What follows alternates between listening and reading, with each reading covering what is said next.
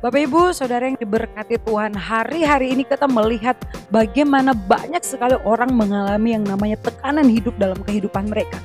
Sehingga itu mengakibatkan stres, depresi, frustasi. Nah Bapak Ibu, kita perlu yang namanya mengakui di hadapan Tuhan. Kita perlu mengakui apa yang kita alami di hadapan Tuhan. Kita jangan malu, kita jangan menyangkal dan memungkiri kalau kita mungkin saat ini sedang mengalami tekanan hidup dalam kehidupan kita. Karena kalau kita terbuka kepada Tuhan, saya percaya bahwa kita akan mudah dipulihkan, kita akan mudah disembuhkan. Nah Bapak Ibu, kita belajar dari satu tokoh Alkitab yaitu Nabi Elia.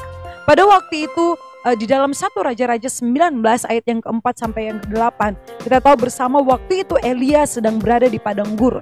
Dan pada waktu itu dia katakan kepada Tuhan bahwa Tuhan, cukuplah bagiku, ambil saja nyawaku. Saudara, saya percaya ini yang dialami oleh Elia, tekanan, depresi, stres, Bapak Ibu Saudara yang dikasihi Tuhan. Tapi kita bisa melihat di sini bagaimana waktu itu malaikat Tuhan datang kepada Elia dan malaikat Tuhan katakan bahwa Elia, bangunlah dan makanlah.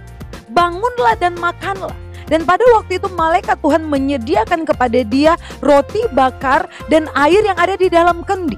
Saudara, kalau kita perhatikan di sini 2 kali malaikat katakan bahwa bangunlah, makanlah. Nah, kalau Alkitab ngomong soal bangkit, soal bangun, saudara, ini berbicara tentang apa? Tentang harus kita berdoa kepada Tuhan.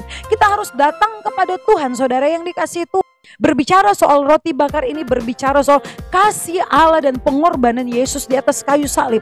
Saudara yang dikasihi Tuhan, obat depresi, obat stres yang paling ampuh, saudara, yang paling efektif yaitu hanya dengan kasih Allah mengalir di dalam kehidupan kita. Nah, saudara yang dikasihi Tuhan, kemudian yang kedua, di situ malaikat Tuhan menyediakan kepada Elia air di dalam kendi. Nah, air ini berbicara soal apa, saudara? Air ini berbicara soal Roh Kudus. Nah, kita tahu bersama bagaimana peran penting Roh Kudus dalam kehidupan kita. Peran penting Roh Kudus. Roh Kudus itu memulihkan kita, menginsafkan kita, menghibur kita.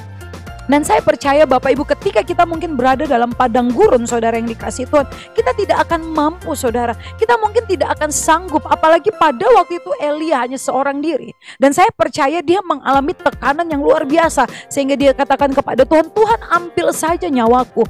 Bapak Ibu, mungkin hari-hari ini kita alami banyak sekali tantangan hidup dalam kehidupan kita. Bahkan sampai kita mungkin menyerah dengan keadaan yang kita alami saat ini. Tapi percayalah saudara, di tengah badai hidup kita, di tengah padang gurun, Tuhan menyediakan roti bagi setiap kehidupan kita. Tuhan menyediakan air bagi kehidupan kita. Artinya apa? Tuhan tidak pernah meninggalkan setiap kehidupan kita, saudara. Kalau kita alami tekanan, stres, depresi, saudara, mari hanya dengan kasih Allah kita pasti disembuhkan, dan hanya dengan kasih Allah kita sanggup dipulihkan.